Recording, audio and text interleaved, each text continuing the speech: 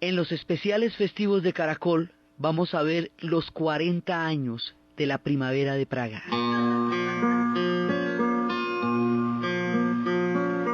Stvořil Bůh ratules, bych mohl věnce vázat. Děkuji za bolest, jež učí mne se tázat. Děkuji za nezdar, jenž naučí mne píly. Bych mohl přinést dar, byť nezbývalo síly. Děkuji. En estos días, entre el 20 y el 21 de agosto, se cumplen 40 años de una de las fechas más simbólicas y más complejas de la historia del año de 1968, tan cargado de acontecimientos. Hemos visto a lo largo muchas veces las cosas que pasaron en el 68, desde la ofensiva del TET, desde el asesinato de Martin Luther King, desde el asesinato de Bobby Kennedy, el Mayo francés, las Olimpiadas de México en ese momento, la matanza de los estudiantes en Tlatelolco, todo lo que situó ese año. En agosto, los tanques soviéticos entrarían entre el 20 y el 21 de agosto a la ciudad de Praga, poniendo fin a uno de los experimentos más interesantes que se haya hecho en la historia política contemporánea. Se conoce con el nombre de la Primavera de Praga.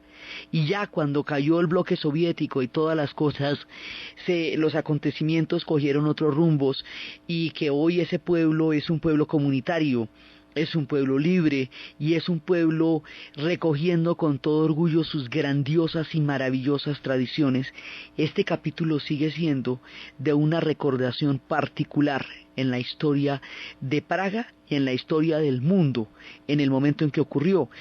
Es el momento en que los tanques van a desbaratar un proceso de reforma en el cual los checos querían, en ese momento eran checos eslovacos, su país era Checoslovaquia, querían hacer una síntesis entre la responsabilidad social del socialismo en términos de salud, vivienda, educación y cobertura general, y la libertad de pensamiento, de expresión y de garantías individuales del capitalismo, mostrando que no tenía que ser o lo uno o lo otro, sino que podía darse una visión humanista, una visión integral que cubriera las diferentes necesidades del hombre y le diera desarrollo a su espíritu y comida para su estómago. Esa era la idea. Se llamaba socialismo con rostro humano. Y era una manera como ellos se apropiaban de su historia, la tomaban en sus brazos y la hacían parte de su vida cotidiana. Un experimento que había empezado un año antes, en 1967, y que en el 68 se vería brutal y terriblemente interrumpido por las tropas soviéticas, porque como esto era en la época de la Guerra Fría, y en ese instante toda rebelión era sistemáticamente aplastada. Ya habían masacrado 30.000 húngaros en las calles de Budapest por una rebelión en 1956, otro tanto habían hecho en Berlín y en Polonia. Cuando los checos lo intentaron, van a entrar los tanques, y con la entrada de los tanques empieza el desmoronamiento de los sueños, que estaría retratado de una manera dramática y magistral en toda la obra de Milan Kundera. Pero para llegar a este episodio, a la trascendencia que eso tiene, a la importancia de este aniversario y a la razón por la cual estamos haciendo esta mirada al pueblo checo, hay que contarles quiénes son los checos. Es que ellos son un pueblo grande, son un pueblo formidable, con un pasado histórico colosal. Ellos parten de una historia grandiosa muy tempranamente en las épocas de la formación del continente europeo. Ellos vienen por un lado de la gran migración eslava que llegó a la Europa central procedente de las estepas del Asia hacia el siglo V después de Cristo. También hubo provincias romanas en esa zona, pero digamos lo que le va a dar el carácter histórico es la gran migración eslava, que es por donde van a empezar ellos.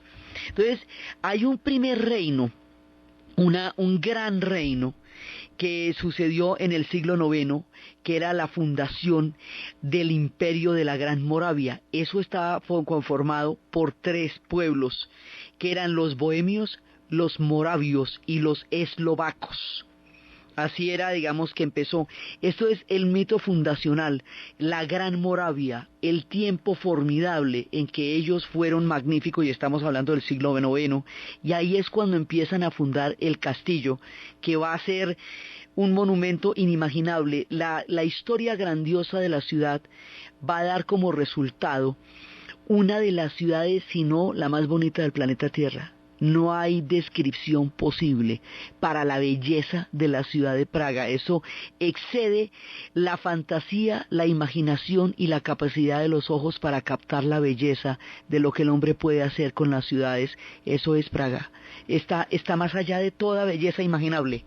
Y es una historia grandiosa la que hizo esa ciudad, desde la antigua leyenda de una mujer que visualizó sobre el valle que ahí existiría una ciudad prodigiosa, tiempo antes de que el mundo helara sus ojos ante la grandeza de Praga. Entonces esta ciudad viene con la primera fundación y viene el castillo, y luego van a llegar los misioneros Cirilo y Metodio, que proceden a llevar la fe de los Balcanes y el alfabeto cirílico, lo que va a definir el carácter de los eslavos ortodoxos y toda su historia alrededor de las religiones. Y luego van a haber imperios y hay unos primeros reinos que son los reinos de ellos. Después termina el gran imperio hasta el año 900 y viene la formación del obispado de Praga por un personaje que se llama Wenceslav, que es el primer rey de Bohemia y que crea una corona hereditaria. Luego vienen los tártaros e invaden Moravia y Eslovaquia. Luego viene la dinastía de los Luxemburgo, que es importantísima y forma el trono checo. Y luego viene un personaje que para ellos es absolutamente emblemático, que es Carlos IV, que funda la primera universidad de toda la Europa Central, en la primera ciudad de la Europa Central en 1348. O sea, desde chiquitos estos tipos ya eran grandes. Tenía una universidad gigantesca y empiezan a crear esa gran cultura que los va a acompañar a lo largo de toda la vida. Y después es cuando vienen las guerras de la Reforma. Mucho tiempo antes de que Martín Lutero planteara las tesis de la Reforma y desatara ese movimiento que transformó la historia europea, aquí hay un antecesor que se le adelanta y es Jan Hus. Jan Hus es el primero que establece la síntesis de lo que Lutero va a llevar a crear la Reforma Protestante. Y cuando va a defender sus tesis y cuando va a hablar de aquello frente a lo cual propone cambios, no lo dejan defender las tesis, lo detienen y lo queman vivo. El martirio, la quema de Jan Hus desata una oleada de guerras impresionantes, y el proceso de las guerras entre los católicos y los protestantes se desata primero que todo en las tierras checas, en Bohemia y en Moravia, cuando se viene todo el mundo, y empiezan a tener en ese momento toda clase de pugnas, y mientras tanto los Habsburgo están buscando el trono y están tratando de tomarse Bohemia. Estos pueblos son muy importantes. Los pueblos checos formaron parte del Imperio Romano Germánico, formaron parte de toda la creación de Europa, y los Habsburgo los van a someter después en una batalla que se llama la Batalla de la Montaña Blanca. Pero esto los van a someter porque cuando los Habsburgos mandaron, los Habsburgos son católicos, es el trono de Austria, cuando mandaron los delegados del imperio para entrar en negociaciones con ellos, negociaciones que eran para someterlos, pero digamos cuando mandaron los delegados, los botaron por la ventana, en la famosa desfenestración. Y cuando los botaron por la ventana, que ni siquiera murieron, pero cayeron por allá en un basurero, esto fue tan ofensivo que les declararon la guerra, y esa guerra va a durar 30 años, es una guerra devastadora, y en la batalla de la Montaña Blanca fue cuando perdieron la batalla los checos, y viene lo que ellos llaman el periodo de las tinieblas. Y es un tiempo largo en el cual ellos van a estar totalmente sometidos a los Habsburgo, con el recuerdo de la Gran Bohemia, del reino de Moravia, de la dinastía de los Prismiselitas, de todo aquello que había sido grande, sometidos ahora a un imperio.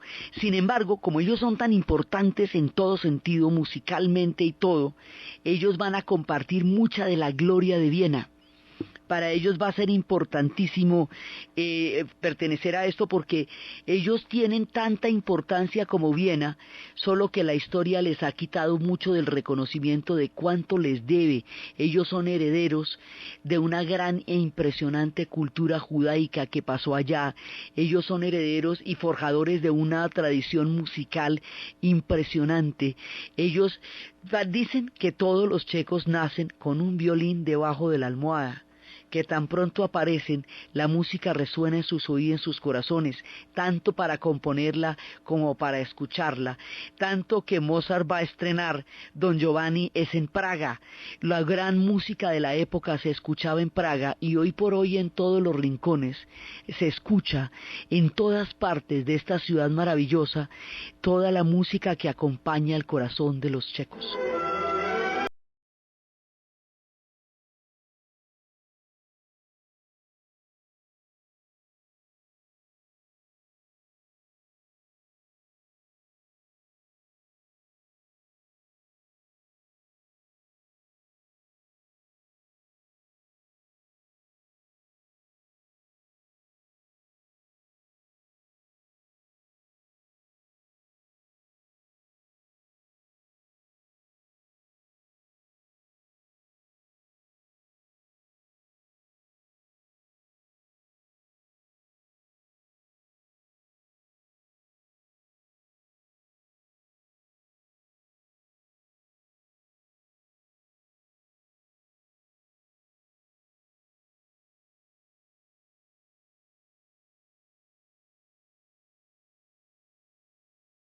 Estamos escuchando de Smetana, uno de sus grandes, uno de sus más amados.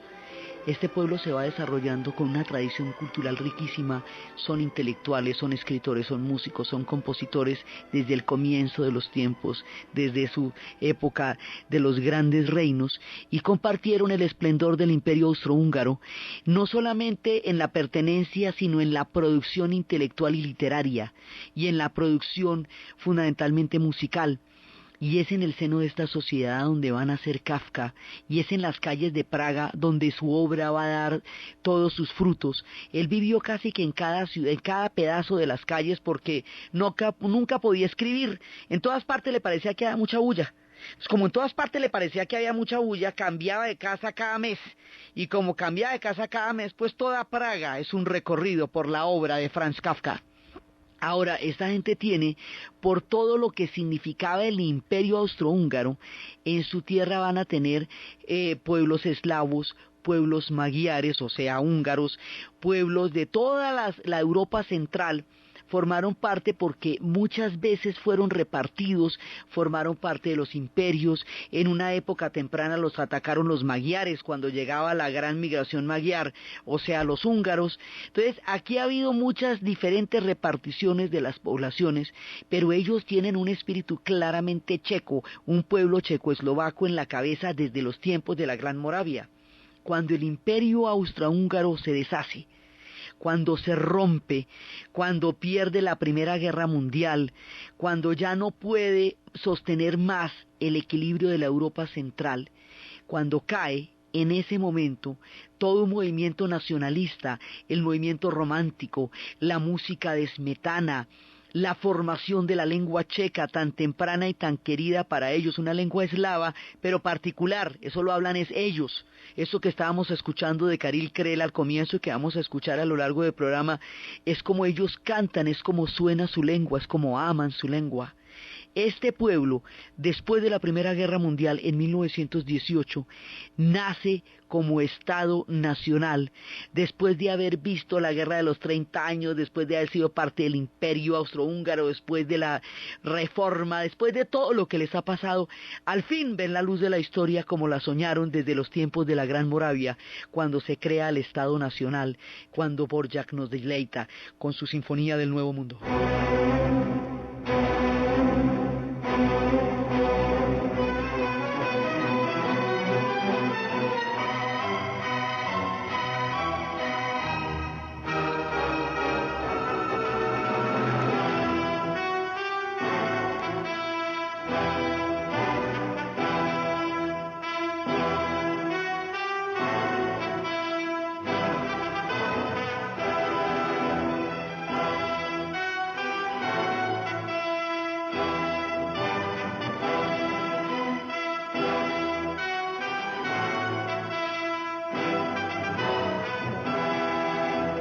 Dvořák, otro de los grandes que este pueblo ha dado para la música y esta sinfonía, y nacen ellos como Estado.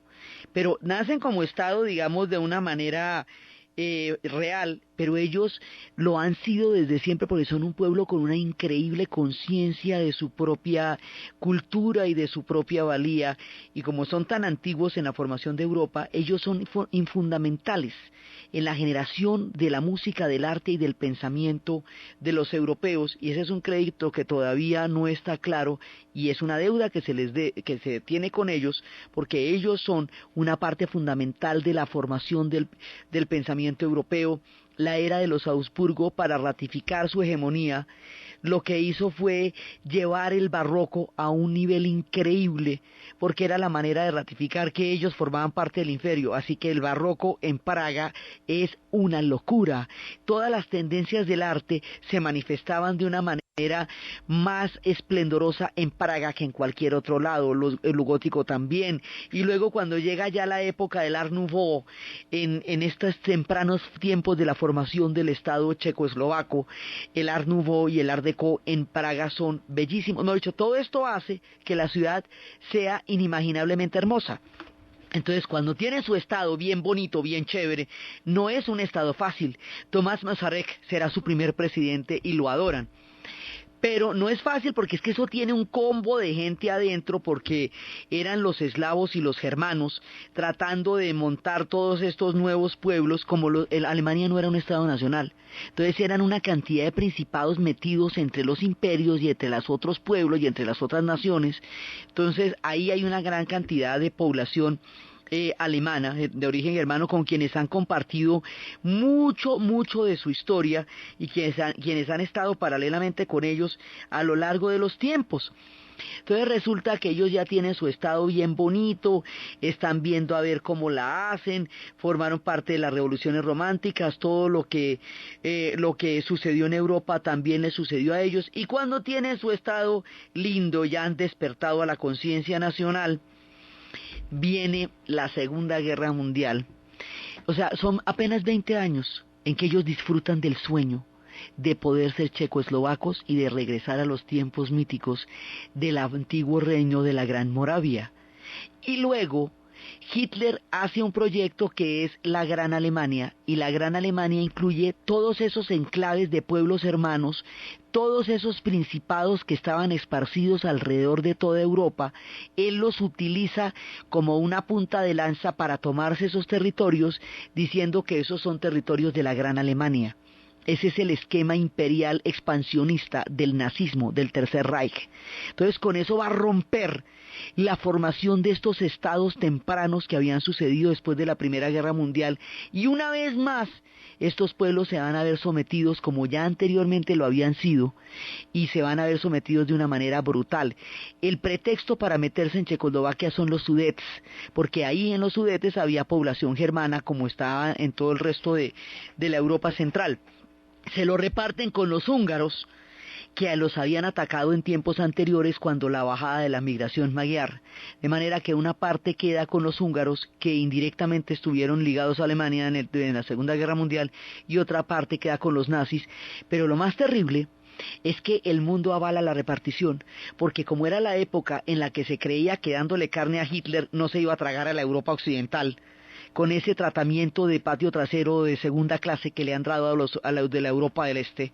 Entonces dijeron, bueno, no, pues si Hitler quiere avanzar por ahí, pues que avance, y esa conciliación en ese momento fue fatal, porque se repartieron Checoslovaquia, repartida como un pedazo de ponqué, y estaban ahí los ingleses y estaban ahí los franceses y creyeron que de esa manera podían parar a Hitler. Y en lugar de pararlo le dieron fue toda clase de posibilidades de seguirse expandiendo y sacan una postal los nazis absolutamente ofensiva, en la cual el mapa de Checoslovaquia se ve así floreado y va pasando unas imágenes del ejército del Tercer Reich por las calles de la hermosa Praga, la cosa más indignante que puede haber. Y cambia la nomenclatura. Hoy por hoy se ve la nomenclatura antigua de la ciudad y la nomenclatura germana, que es la del Tercer Reich, que ahí todavía la tienen para acordarse cómo era la cosa cuando lo repartieron. Ahora la repartición, ellos van a ser invadidos, pero no van a ser bombardeados.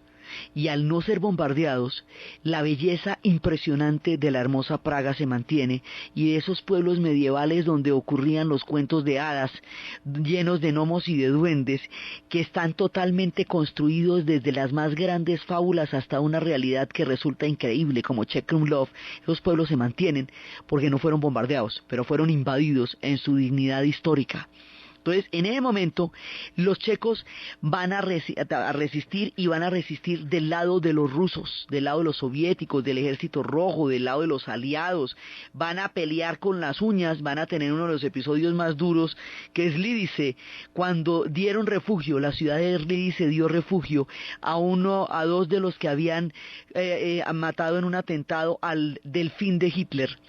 Y por el hecho de haberles dado refugio, cogieron a todos los habitantes de la ciudad, mataron a todos los varones, llevaron a las mujeres y a los niños a campos de concentración, y con aplanadoras y con tanques destruyeron la ciudad de Lidice para que no quedara nada en pie, como un escarnio por haber dado asilo a quienes estaban en contra de Hitler, a quienes habían hecho el atentado contra el delfín de Hitler. Ellos les tocó duro, sobre todo también en su profunda dignidad. Cuando termina la Segunda Guerra Mundial, hay entre sus partidos, pues hay un partido comunista legal. Y cuando se hace el reparto, ya de cómo va a quedar Europa y todo, ellos quedan del lado de la Unión Soviética. Y en un golpe de mano, este partido comunista se toma el poder en 1948. Y quedan dentro del marco de la Europa del Este. Esto quiere decir del Pacto de Varsovia, esto quiere decir de toda la geopolítica de la Guerra Fría. Ellos van a formar parte de los Estados del Este sin comerlo ni beberlo como todos los demás, porque fue el designio geopolítico del final de la guerra, y ellos quedaron de ese lado, así nomás, de esa manera.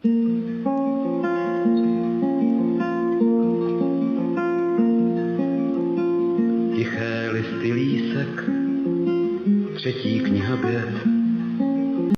Jako v zubech písek, skřípou slova vět.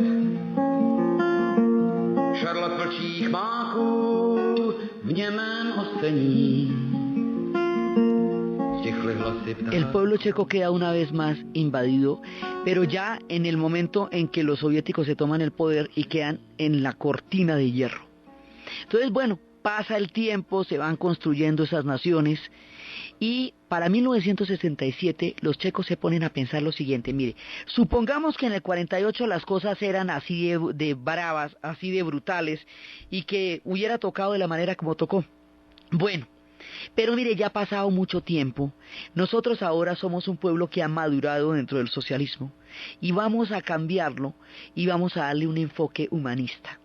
Entonces no vamos a tener la dicotomía falsa de que usted o piensa y está en entera libertad de morirse de hambre, o come y se calla la boca. Entonces este tema de que en los países socialistas nadie podía tener la más mínima crítica contra el sistema porque inmediatamente se le venía todo encima, o a través de la prisión o de los psiquiátricos o del desprestigio o de la devaloración de su precio en la sociedad, de cualquiera de los métodos, o como en el capitalismo, sobre todo en las sociedades menos desarrolladas, donde la libertad de morirse de hambre era total. Usted estaba en libertad de morirse en los hospitales porque no tenía plata para entrar, estaba en libertad de no poderse educar porque no tenía dinero para el colegio, estaba en la libertad de no poder escuchar la cultura por no poder acceder a los precios que la cultura tiene. De eso tenía libertad, pero también podía pensar, criticar y actuar. Entonces dice, no, uno no le puede poner el dilema al hombre a escoger entre el espíritu y la barriga, porque así no tiene que ser. Venga, hagamos un socialismo chévere, una cosa que se llama el socialismo con rostro humano. Esto es un viraje dentro del esquema de partido único que hace que Alexander Dubček sea el hombre que lidere este proceso de reformas. A este proceso de reforma lo conocemos con el nombre de la Primavera de Praga, porque fue un año en el cual el pueblo checo abrazó en sus manos los destinos de su historia para hacer un proyecto humanista. Ellos eran socialistas. Esto se hizo para reformar el socialismo. Se hizo porque lo querían y consideraban que lo podrían reformar hasta hacerlo justo y hasta hacerlo humano y hasta hacerlo digno. Por eso se llamaba socialismo con rostro humano. ¿En qué consistía? Consistía en que la prensa no fuera un órgano de censura y difusión y de propaganda del partido, sino una libertad de información, de debate, de discusión y de pensamiento, que es para lo que debe servir la prensa. Que la policía no fuera un órgano de represión encargada de vigilar y escuchar todo lo que la gente dijera para inculparlo y llevarlo a prisión por eso, sino un cuerpo de ayuda a los ciudadanos y a la civilidad, que bajara a los gaticos de los tejados, que ayudara a las viejitas en lugar de montar un aparato de terror como el que tenían ellos, a lo bien. El señor policía, no el agente de seguridad que está detrás de usted en el metro viendo a ver qué fue lo que usted dijo, a ver cómo le cae por la tarde. Un trato económico con otros países que pudieran comerciar con Occidente sin que se salieran de la órbita del comunismo ni nada de eso, sino poder comerciar con Occidente, libertad para desplazarse, viajar, poder viajar por todas partes porque fuera de la cortina de hierro no se podía salir. Entonces poder viajar, que cada uno se dedicara a fortalecer los organismos de todas las redes de participación social de ellos, todas las redes vecinales, comunales, sindicales, estudiantiles, que cada uno de esos comités pudiera entrar a nutrir la democracia, democratizar el régimen de partido único mediante una apropiación de todos los checos de su propia historia. Salieron gratuitamente a poner a Praga bonita. Trabajaron jornadas enteras para que sus hermosas calles perdieran ese tono de abandono y se pudieran bonitas y hermosas. Lo hicieron gratis porque la amaban, porque honran el haber nacido en una ciudad tan bella, la honran manteniéndola tan linda como es ante los ojos del que desprevenidamente queda deslumbrado y herido por la belleza de Praga. Entonces, todo el mundo encarretado, ¿me entiende? Contento, haciendo una vaina chévere, proponiendo una nueva mirada de la historia, abriendo horizontes que no se habían planteado con la claridad y la solidez política con que los checos lo formularon. Y estaba todo el mundo regio, dichoso, por eso se llama la primavera. Era el espíritu de la libertad, el espíritu del 68 llegando a las calles, era el espíritu de toda la época en que se estaba creando una utopía, en donde se estaba soñando con transformar el mundo. Y ellos proponían una reforma que le diera un carácter humanista al socialismo y que juntara las ventajas de los dos sistemas en épocas de la mayor polarización y en épocas de la mayor propaganda del uno contra el otro. Dice, no, pero es que todo el mundo tiene la razón aquí en algún punto. O sea, es chévere que el Estado garantice una responsabilidad sobre la vida de los ciudadanos y que les dé salud, vivienda, educación y comida de una manera asequible y gratuita en la medida de lo posible. Eso es una responsabilidad del Estado, el bienestar de su pueblo. Y es chévere que la gente piense, y es chévere que un pueblo como nosotros, tan musical, tan espiritual, tan poderoso, pueda expresar su grandeza a través de su arte sin cortapisas. O sea, cada uno plantea algo que es importante para el ser humano. Lo que no hay es que volverlo una oposición, volverlo una ruptura, una contradicción y hacer que ninguno de los dos sistemas pueda ver las ventajas del otro. Esto se puede arreglar a lo bien. Y estaban regios con su experimento, dándole una lección al mundo de cómo podrían conciliarse los diferentes sueños de la especie humana en una sociedad que había madurado a fuerza de grandeza, de arte y de genialidad, como lo habían hecho los checos, eslovacos y moravos. Cuando estaban en esas, ahora ellos la tenían clara, que no se iban a meter con el Pacto de Varsovia, porque precisamente por plantear la salida del Pacto de Varsovia fue que la rebelión húngara llegó a los extremos de tragedia que llegó. Si nada, no vamos a meternos con el Pacto de Varsovia. Es más, no le vamos a contar a nadie lo que estamos haciendo. Esto es un tema de nosotros y lo vamos a resolver entre nosotros. Ni siquiera vamos a hacer propaganda. No queremos exportar esto, solamente vivirlo. Solo crearlo, solo creer en él. La gente que no estaba de acuerdo no era porque no creían en el proyecto, era porque temía la reacción de los soviéticos, porque ya las experiencias de Hungría, Berlín y Polonia habían sido devastadoras, pero no porque no les pareciera chévere la propuesta. En últimas, todo el mundo creía en eso. Y cuando están en lo fino, lindos y sensacionales, un oficial húngaro, habiendo los húngaros sufrido en el 56 todo lo que fue el doloroso aplastamiento de su revuelta, porque esa sí fue a la bestia en las calles, un oficial húngaro cuyo nombre nunca dijo porque no se podía identificar, llama y dice: las tropas del Pacto de Varsovia y muchos de los de mi país van para allá, pilas. Entonces ellos ya saben que no hay nada que hacer, que no, mejor dicho, ellos no se van a resistir físicamente porque saben que les pasan los tanques por encima como les pasaron a los húngaros. Ya no hay caso. Empiezan a tener una resistencia poética, empiezan a cambiar los señales de las calles hasta hacer de Praga un laberinto, empiezan a poner Moscú 1800 kilómetros de Praga, empiezan a poner grafitis en las paredes, Lenin despierta, todos se han vuelto locos, pero si eran comunistas, si pelearon con ellos contra los nazis, pero si eran sus aliados, pero si estaban metidos en el mismo bloque, ¿cómo los van a invadir? No lo pueden creer. Alexander Dubček era un hombre que había tenido toda la vida una profunda relación con la Unión Soviética, y es la Unión Soviética la que le está mandando los tanques a su propio país. No lo pueden creer. Los hombres de la primavera, Otashik en el proyecto económico, todos ellos no lo pueden creer. Y los tanques llegan y se sabe que no hay nada que hacer. Y cuando se encuentren en la plaza de San Wenceslao y suene el himno nacional, todo va a terminar. Es la manera como ellos entienden que está pasando ya la primavera y llevan una resistencia poética, literaria, una resistencia del alma, porque no pueden resistir físicamente, saben que eso no tiene caso.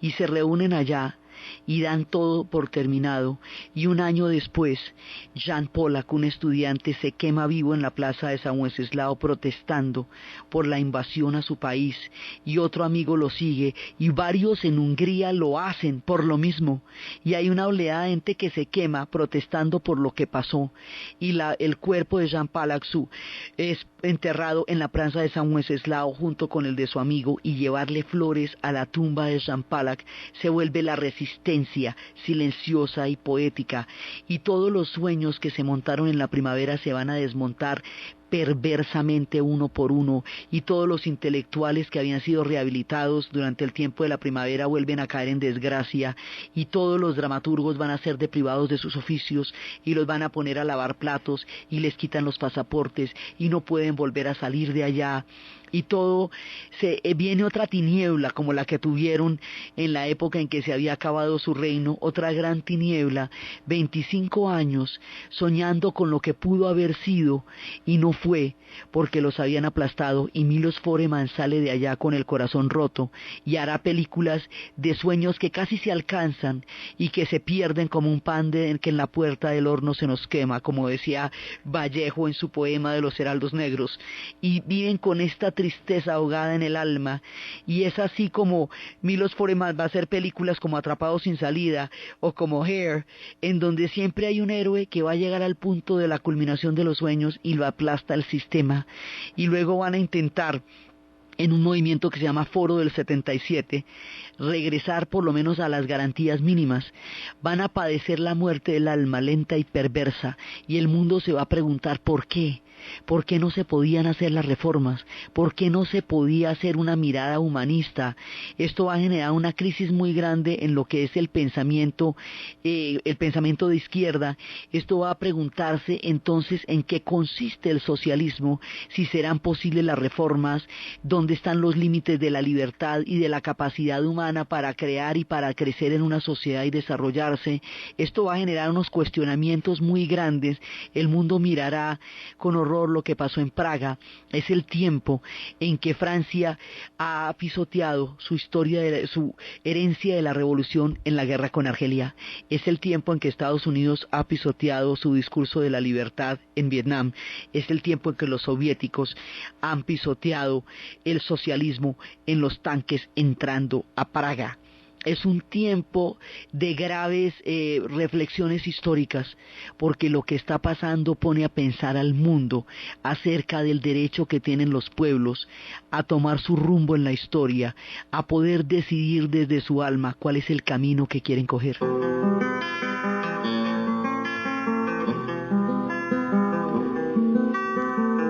Gdzie zamek jest z kamienia, wśród krużganków krętych, kapłani przekupieni patrzą do ksiąg świętych,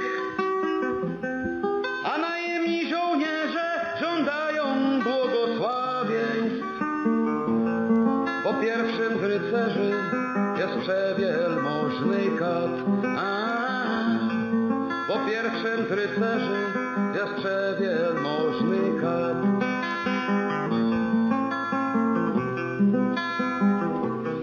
Los sucesos de la primavera de Praga estremecerán al mundo, y la imagen de los tanques entrando en la hermosa ciudad, atravesando el inimaginable puente de Carlos IV, que tiene en cada uno de las estatuas que lo rodean una representación maravillosa de la historia rica y milenaria del pueblo y de la ciudad de Praga. Las imágenes de los tanques entrando en el reloj, donde cada hora van apareciendo todas las figuras de la vida y la muerte, de la vanidad y de la espiritualidad humana a través de una cortina que se corre y una campana con un martillo que da una sonoridad especial y que hechiza cada hora a la gente que camina por las calles. La imagen de los tanques entrando allá, cuando ya habían entrado los tanques nazis en la Segunda Guerra, y ahora van entrando los tanques soviéticos otra vez, hiere ese espíritu checo tan libre, tan sentido, tan nacional, tan profundo, que han tenido que luchar durante tanto tiempo una vez más. Y cuando viene la invasión, cuando viene esto, su alma va muriendo. Entonces el mundo va a conocer toda la tragedia y la dimensión de lo que pasó a través de la obra de Milan Kundera. Y esto de bajar a los intelectuales de sus oficios para ponerlos a hacer oficios que les maten el alma está consignado en una novela que se llama La Broma. Toda la obra de Kundera es el corazón roto de los checos, contándole al mundo en su literatura hasta dónde sus sueños se desbarataron de una manera abrupta por la geopolítica de la Guerra Fría y por la entrada de los soviéticos. En ese momento el mundo queda perplejo. Luego, en el 77, se va a hacer el foro, y luego viene lo que se va a llamar la Revolución de Terciopelo.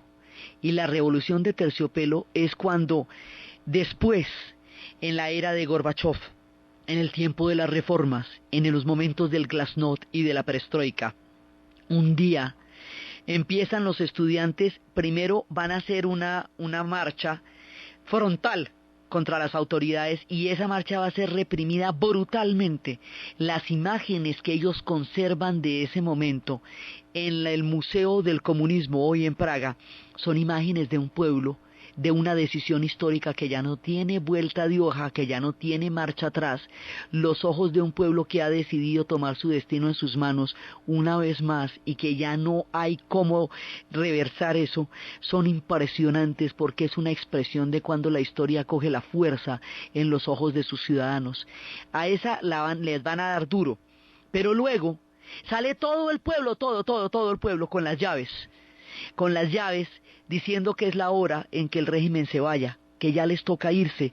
Ha pasado lo de Tiananmen, estamos en el año del 89 y ya no tiene caso meter los tanques a Praga, que entre otras cosas nunca se fueron de ahí.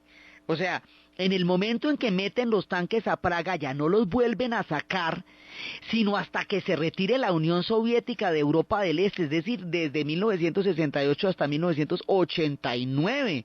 Los tanques van a estar allá montados, con todo el sistema de represión montado encima, cuando Alexander Dubček cae en desgracia y sube Gustav Cusack, que es el que restaura todo el régimen soviético. A partir de ese momento los tanques van a estar allá todo el tiempo. Y después, cuando ya viene lo de las llaves y va a caer en la revolución de Terciopelo, es cuando se hace una película bellísima, bellísima, que se llama Kolia, que es la historia de un niñito ruso que por circunstancias de los matrimonios por conveniencia y las leyes de migrantes y el destino queda abandonado en manos de un músico checo, un playboy, un hombre todo atractivo y un hombre que andaba con las mujeres y con los conciertos y que tenía todo menos tiempo para ocuparse del niño, y que además ocuparse de un niño ruso en esos momentos no era nada fácil porque no era nada popular venir en ese momento con un niño ruso, y sin embargo su corazón se enternece ante algo que va más allá de las ideologías y de las naciones, que son los niños que están en el planeta. Entonces, cuando todo el pueblo sale, todo el pueblo sale, el Partido Comunista dimite en bloque, porque entiende que ya su tiempo terminó. Havel en ese momento va a salir al balcón Alexander Dubček, y cuando está, después de 25 años, después de los sueños rotos, parado en el balcón, les dice a los checoslovacos en la plaza: esta mañana Gorbachov ha dicho por la radio que la perestroika es el socialismo con rostro humano. Ah, chévere, bonito así, hombre. 25 años después se vienen a dar cuenta de lo que los checos les dijeron en 1968 y que por lo cual les montaron los tanques encima, que lo que ellos tenían era razón. La historia les da la razón de una manera dramática, pero cuando se hacen las reformas en la Unión Soviética, cuando empieza la perestroika, ya es tarde. La diferencia entre la primavera de Praga y la revolución de Terciopelo es que la primavera de Praga es una reforma de los socialistas por el socialismo, porque lo querían para reformarlo, para hacerlo humano. Mientras que en la revolución de Terciopelo ya es tarde. El tiempo de las reformas pasó. Era la luz de los checos la que había dado ese momento, y ese momento lo dejaron perder. A la postre, los que lo van a perder todo, por no haber entendido en su época, lo diciendo los checos, fueron los soviéticos. Porque cuando ya van a intentar las reformas, ha pasado mucho tiempo, está demasiado anquilosado el régimen, y se va a romper por dentro, y ya no podrá haber reformas sino desmonte. La revolución del Terciopelo es el desmonte del socialismo, es el fin de la cortina de hierro. Los húngaros rompen las alambradas, los alemanes se pasan a través de Hungría al otro lado, pasan a la otra Alemania, cae el muro, y cuando los checos sacan las llaves a la calle, dimite el Partido Comunista Checo, y de esa manera se va cayendo el socialismo en cuestión de meses, porque ya no se podía reformar, porque el tiempo en que los checos lo avisaron fue aplastado. En la historia, cuando no se entiende el cuarto de hora, cuándo es y cuándo toca, las consecuencias son dramáticas, y los soviéticos lo perdieron todo por no poder hacer las reformas en el tiempo en que sonaban las campanas y los vientos de las reformas. Entonces, los checos vuelven a retomar su destino.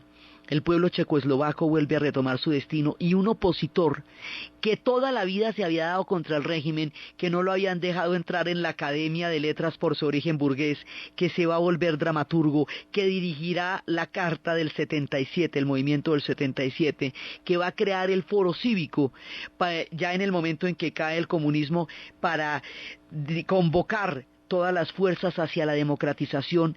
Ese tipo se llama Václav Havel.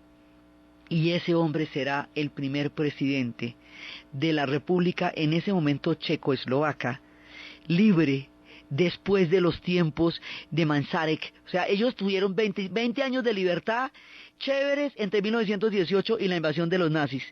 Y luego tenga los nazis y tenga los soviéticos. Entonces, esto que vuelve a pasar es el canto de la libertad de los checos, que desde los tiempos de la Moravia quieren volver a ser el pueblo que siempre han sido. ¿Cómo eran de regios ellos? ¿Cómo eran de capaces de dirimir sus conflictos en términos políticos y no violentos, que más adelante, cuando se separe el país eslovaco del país checo, simplemente van a poner una frontera y no más? No hubo necesidad de muertos, digamos, en contraste con el horror y la terrible tragedia que vivió la Yugoslavia, que por un proceso de separatismo y desintegración se rompió en sangrientos y miles de pedazos. Esta gente pone la frontera ahí, unos siguen siendo eslovacos, otros siguen siendo checos, tienen un pasado común y como si tal, y se saludan por las mañanas, y nada de perseguir a la población de los unos, que de los checos que porque estamos en Eslovaquia, ni a la de Eslovaquia que porque estamos en la República Checa.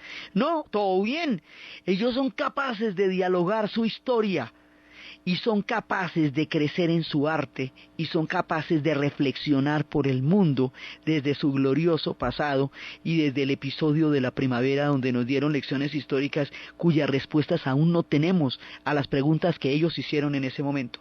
Más adelante van a entrar en la Unión Europea.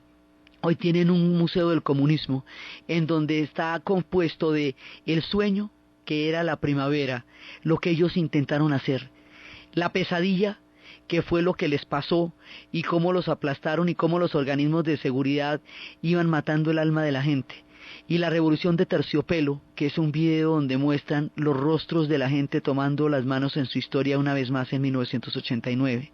Luego entrarán a la Unión Europea. Hoy son un pueblo esplendoroso, magnífico, pletórico de vida, de arte, de conocimiento, pero aún no tienen el reconocimiento que se les debe a todo su aporte a la formación de la cultura y el pensamiento y el arte europeo. Aún se debe todavía la consideración de la importancia que esta gente tiene en la formación y en la historia actual de Europa, cuán tempranamente ellos eran grandes y cómo toda su grandeza está reflejada en la belleza de sus ciudades y en el refinamiento de su gente. Aún hay que reconocer todavía más la importancia de este pueblo en el arte, en el pensamiento, en la música y en el cuestionamiento de la geopolítica del siglo XX en su momento y de lo que estamos viviendo ahora en tiempos de conflictos del Cáucaso. Hay que volver a pensar en los checos que estaban diciendo lo suyo en el momento en que les tocó.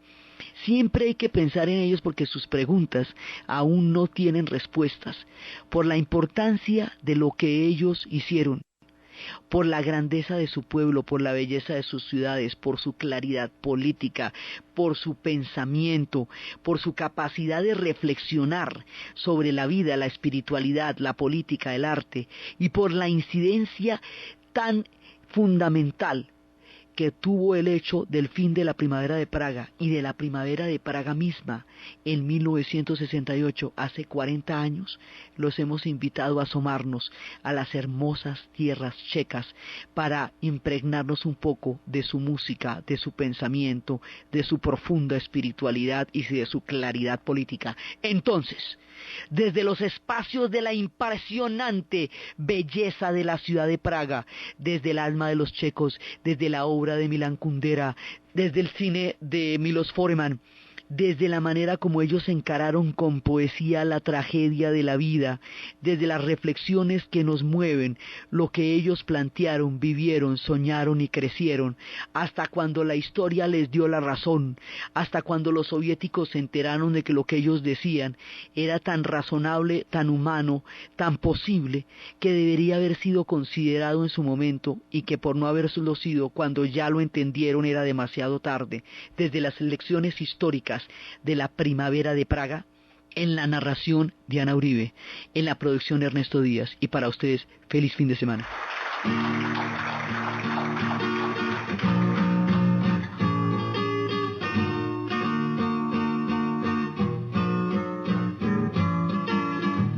Než zavřel bránu, oděl se do oceli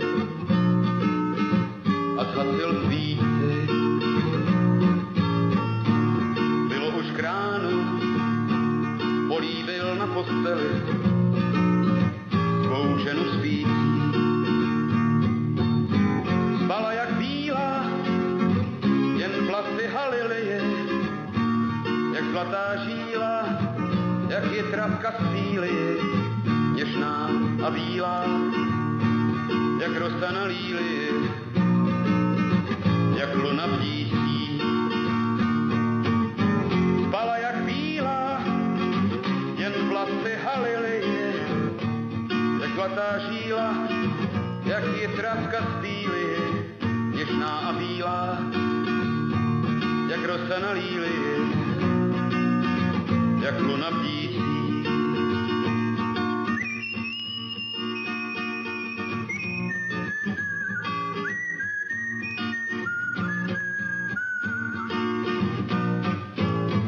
Jen mraky šedé a ohně na pahorcích,